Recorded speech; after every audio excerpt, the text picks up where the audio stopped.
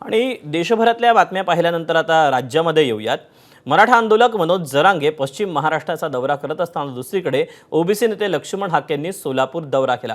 मनोज जरांगे पाटील यांनी गेल्या काही दिवसात सत्ताधारी नेत्यांवर जोरदार टीका केली। दरम्यान त्यांनी आजही मंत्री चंद्रशेखर बावनकुळे, देवेंद्र फडणवीसांवर निशाणा साधला। फडणवीस मी तुम्हाला आयुष्यात यशस्वी होऊ देणार नाही असं वक्तव्य जरांगेंनी केलं। तर ओबीसी नेते लक्ष्मण हाके यांनी मनोज जरांगे पाटलांवर जोरदार हल्लाबोल केला।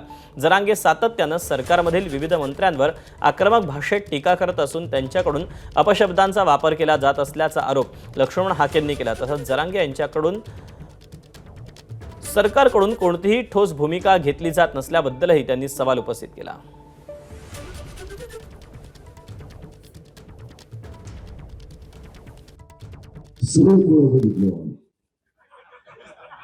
बावन ऐकलंच नाही, कुठून निघालं बावन कुठून संविधानाच्या पदावर बसलेल्या माणसाला कायद्याच्या चौकटीत काम करावं लागतं। असे कोणाच्या लेकराचे प्रमाणपत्र रद्द करण्यासाठी त्याला ते मंत्रिपदाचा अधिकार दिलेला, ते प्रमाणपत्र रद्द करण्यासाठी त्यांनी पत्र काढलं, इन्व्हेस्टमेंट करून दिलं।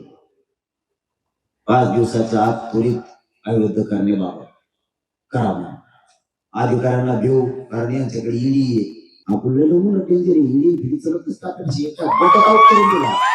अनेक मंत्र्यांची, मुख्यमंत्र्यांची आयमाय काढली जात असताना एकही मंत्री बोलत नाही, पक्षाचा पदाधिकारी बोलत नाही। आणि महाराष्ट्रामधल्या ओबीसी, भटक्या, विमुक्त जाती जमातीमधल्या लोकांच्या मनात दहशत निर्माण करण्यासाठी मनोज जरांगे नावाचा माणूस महाराष्ट्रामध्ये धुमाकूळ घालतोय। आणि या सर्व गोष्टींचा परामर्श घेण्यासाठी मोहोळ मार्गे मी सोलापूरला येतोय।